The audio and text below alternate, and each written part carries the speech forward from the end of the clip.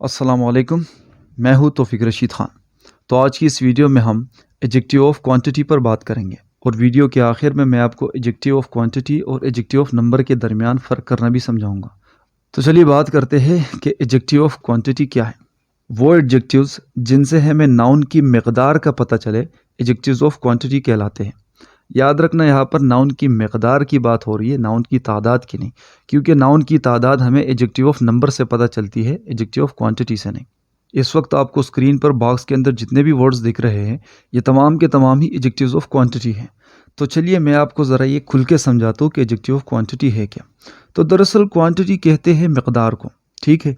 अब किसी चीज़ का ज़्यादा होना भी उसका मकदार है, किसी चीज़ का कम होना भी उसका मकदार है, किसी चीज़ का ना होना भी उसका मकदार है, और किसी चीज़ का बहुत ज़्यादा होना भी उसकी मकदार है।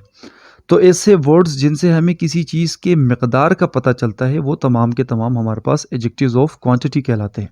मिसाल के तौर पर ब्रिंग मी सम वाटर, तो इस जुमले के अंदर सम हमारे पास एक एडजेक्टिव ऑफ क्वांटिटी है जिसका इस्तेमाल वाटर को मॉडिफाई करने के लिए किया गया है। यानी कि सम के मदद से हमें वाटर की मकदार का पता चलता है कि भाई हमें कितना पानी चाहिए। और सम चूँकि एक दरमियाना वर्ड है, यानी कि इससे हमें पता चलता है कि भाई जो भी चीज़ है वो काफ़ी है, यानी कि ना बहुत ज़्यादा है ना बहुत कम है।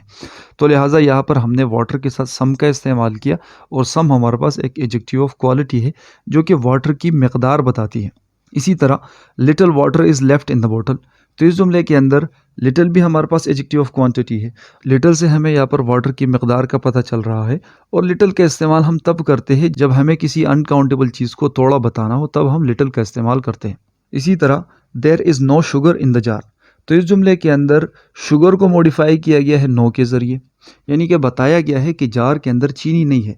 अब ना होना जो है ये भी हमारे पास एक मकदार है, तो लिहाजा ना होना यहाँ पर हमने नो से दिखाया है, तो नो भी हमारे पास एडजेक्टिव ऑफ क्वांटिटी हुआ। तो मुख्तसर ये कि जितने भी ऐसे वर्ड्स हैं जिनसे हमें किसी चीज़ की मकदार का पता चलता है, तो वो हमारे पास एडजेक्टिव्स ऑफ क्वांटिटी कहलाते हैं। एडजेक्टिव्स ऑफ क्वांटिटी के मुतालिक जो एक अहम बात है वो ये है कि हमेशा ही एडजेक्टिव्स ऑफ क्वांटिटी का इस्तेमाल अनकाउंटेबल नाउन्स के साथ होता है। कभी भी काउंटेबल नाउन्स के साथ एडजेक्टिव ऑफ क्वांटिटी का इस्तेमाल नहीं हो सकता। मिसाल के तौर पर सम बॉयज़ केम टू सी मी, कुछ लड़के मुझसे मिलने आए, तो इस जुमले के अंदर ये जो सम है ये हमारे पास एडजेक्टिव ऑफ क्वांटिटी नहीं है, बल्कि ये हमारे पास एडजेक्टिव ऑफ नंबर है, क्योंकि ये काउंटेबल चीज़ को मॉडिफाई कर रहा है, और काउंटेबल चीज़ की मकदार नहीं होती, उसकी तादाद होती। तो लिहाजा ये जो सम है, तो ये यहाँ पर हमें तादाद बता रहा है। हाँ, ये यहाँ पर कोई ख़ास तादाद नहीं बता रहा, मगर फिर भी काउंटेबल चीज़ों की तादाद होती है, मकदार नहीं, तो लिहाजा ये हमारे पास एडजेक्टिव ऑफ क्वांटिटी नहीं हो।